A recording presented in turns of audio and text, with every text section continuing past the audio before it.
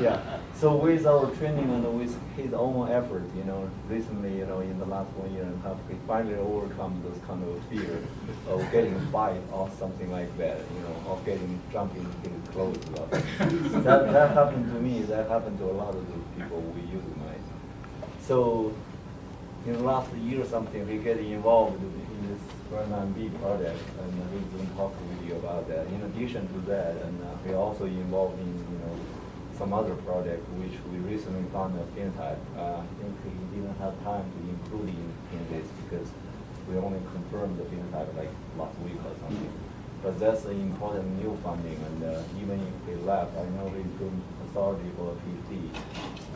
And we probably will borrow him back for some of this new development, new project, and he's going to be author on that as well, on the paper when we publish. Hopefully that paper can go out by the end of the year. And with that, let's hear what we talk. And anybody hungry or good? I'm hungry. I need to get something to eat. Go ahead, you can start.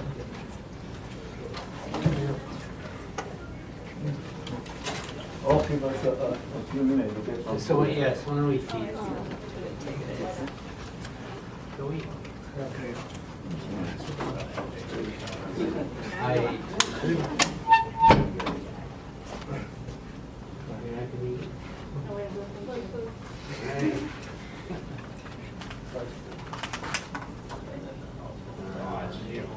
Maybe on the way out. After you're done, I'll be hungry again.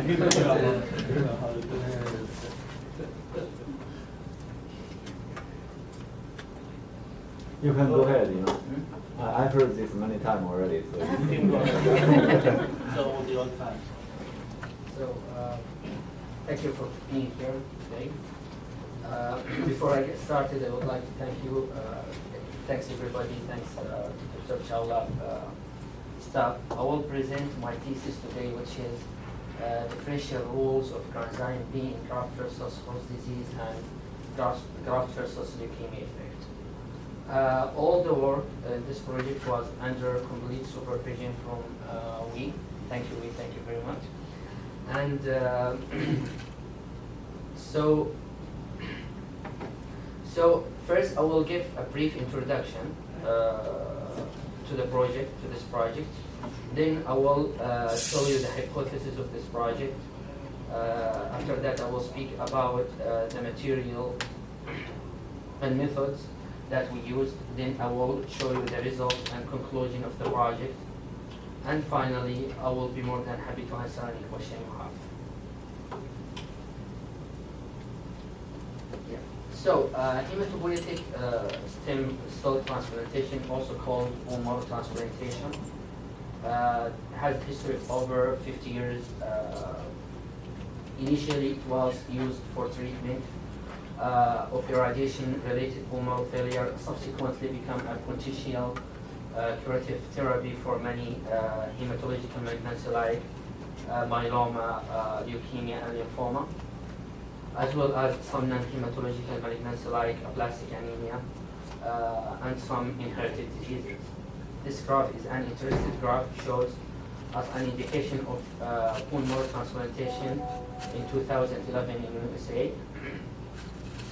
And we can observe how much diseases were treated by bone marrow transplantation. Around 7,000 patients having multiple myeloma, treated with bone marrow transplantation, most of them by autologous bone marrow transplantation. Around 4,000 patients, with non-Hodgkin lymphoma, and 3,000 patients with acute myeloid leukemia treated with bone marrow transplantation. So, here are some keywords that should be understood in order to be on the same wing with me through the presentation. The effective therapy of the bone marrow transplantation comes through the GFAL. And this develops when donor T cell start to recognize tumor cells and attack them. Anyway, GVHD may develop when these T cells recognize the tissues of the body as a foreign and attack them. These tissue include lung, liver, small and large intestine.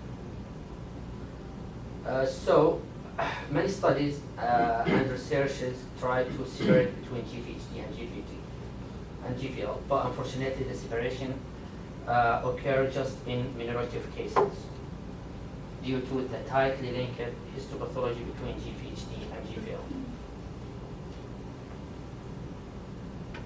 So, current clinical strategy for GVHD prevention and treatment is through T-cell depletion, bone marrow transplantation, and using immunosuppressive agents.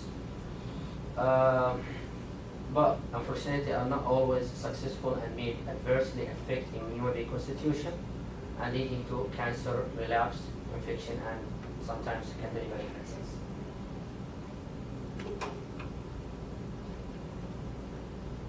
So this slide taken from Dr. McCarthy, which is it's an interesting slide which can explain some facts about GVHD and GVL. So graft versus host disease, which is GVHD, is caused by immune activation of donor cells, recognizing recipient cells as foreign. And GVHD is the most frequent cause of mortality after allogeneic bone marrow transplantation.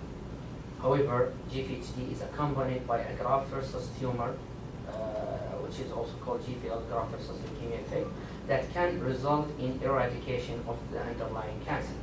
So what we should know that GVL is the desired and it is the way of donor immune cells to eradicate tumor from the body, while GVHD is the undesired and the worst part after bone marrow transplantation when donor immune cells recognize body tissue and start to attack them. So here the pathophysiology of GVHD and GVL.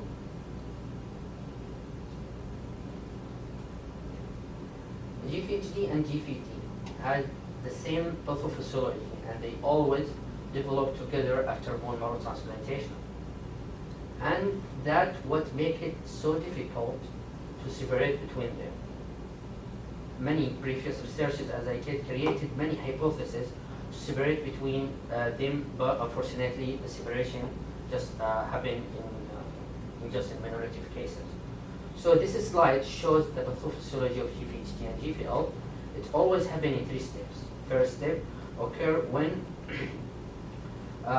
bone marrow after bone marrow transplantation, where antigen presenting cells in body recognize donor T cells.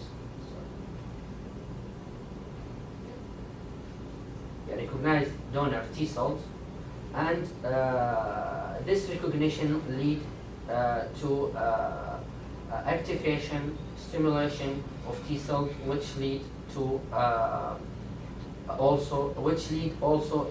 which is this is the second stage. So first, antigen presenting cells recognize donor T cells, which lead to activation of T cells, and this after that, in the third stage, these activation T cells differentiate to cytotoxic T cells, in which either go to attack a target cell death or the tissue body here where GVHD happen, or it can go to tumor cells and attack the tumor cells here where GVL occurs. So the target cells here is either tumor cells or normal cells. So after cytotoxic T cells proliferation and clonal differentiation, cytotoxic T cells will attack target cell via 3 ways. Either fast ligand, or through the secretion of some cytokines like human necrosis factor alpha, interferon gamma, and this is mainly used by CD4 T cells. The third way, which is used mainly by CD8 T cells, is through perforin granzyme way. So granzyme are packaged in cytoplasmic granules that are exocytosed from T cells to where the target cell. Perforin always facilitate the transfer of granzyme B into target cell to the cytoplasm, so granzyme B can cleave substrate at a specific part that will lead to activation of caspase-3, and hence the apoptosis will happen. This way, is mainly used, as I told you, by CD8 T cells. Our lab focus on granzyme B, and a recent study has been published in 2013 by our lab, which studied granzyme B in CD8 T cells and how this impacts GVHD and GVL. So this study has used an improved transplantation system in which host mice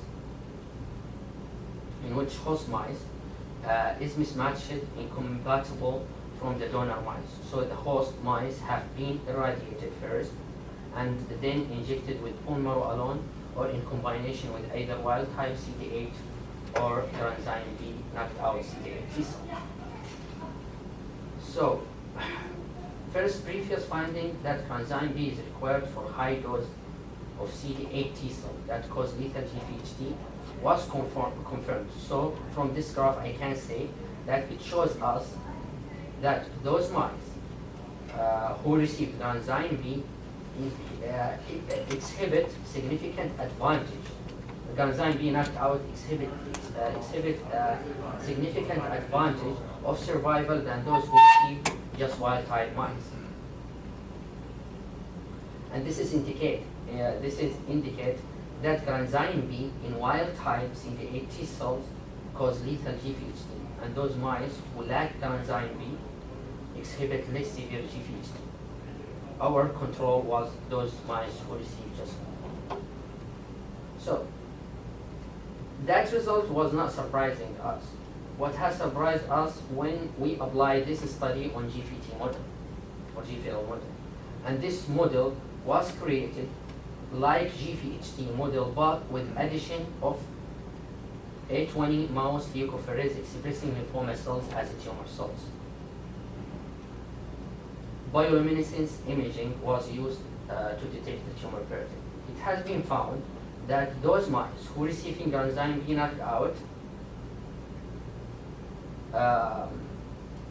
who receiving granzyme B knocked out or who lack granzyme B, it has been found that those mice who receive granzyme B knocked out CD8 T cells shows us low tumor burden than those who receive wild type CD8 T cells. In another way, I can say that mice who lack granzyme B here shows high GVT than those mice who have granzyme B in their T cells. So regarding the survival, also I can say here that granzyme A didn't show us any significant difference between granzyme A and those who receive wild type CD8 T cells. Regarding the survival, those mice who receive T cells, who receive T cells like granzyme B or granzyme B knocked out T cells, shows significant survival advantage than those who receive just wild type.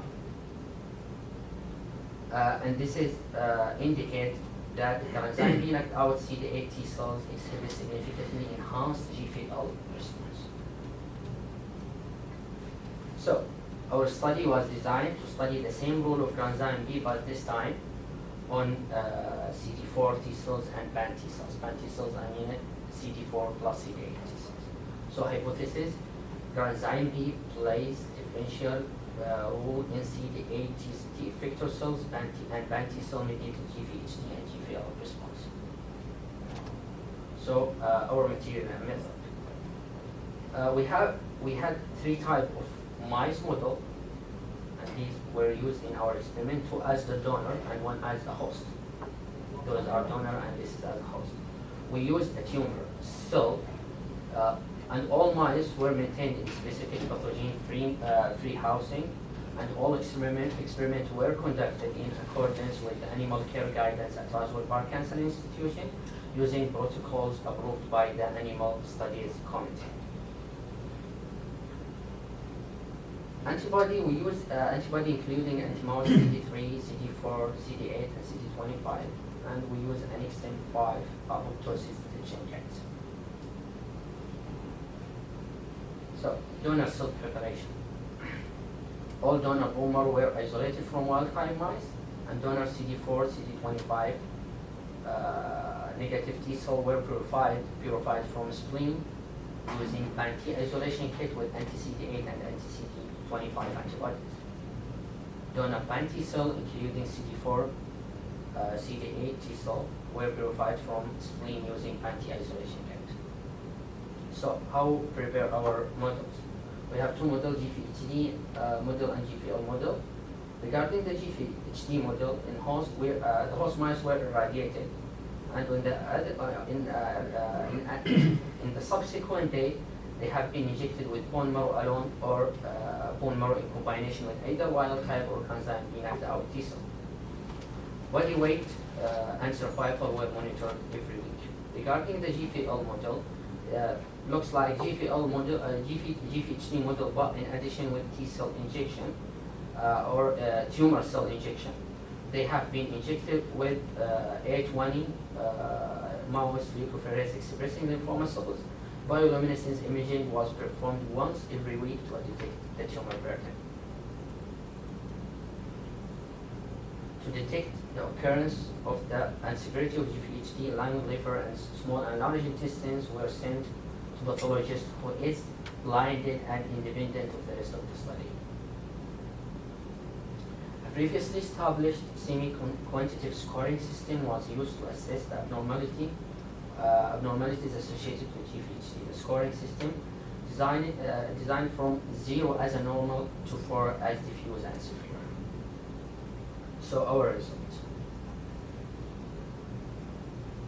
So using GVHD model, we found that less than 50% of those mice who receive wild type CD4 T cell died, while 100% of the host mice receiving granzyme B knocked out CD4 T cell died of severe GVHD before day 20. This is indicate that granzyme B in wild type mice diminishes the ability of CD4 T effector cell to cause lethal GVHD, and this is quite opposite to what's happening in CD8 T cells. To confirm this result, the dose T cell was decreased to 20,000, and just 1 out of 16 mice died, receiving wild type CD4 T cell died of GVHD, while nearly 50% of those receiving granzyme B knocked out CD4 T cell died of severe GVHD. So, to further examine the occurrence and severity of GVHD, we perform histopathological analysis of GVHD target organs, which is lung, liver, and small and large intestine, using the previous established score I just mentioned. Liver shows mild abnormality with score between 1 and 2. Lung shows normal structure with mild to no damage. While severe GVHD was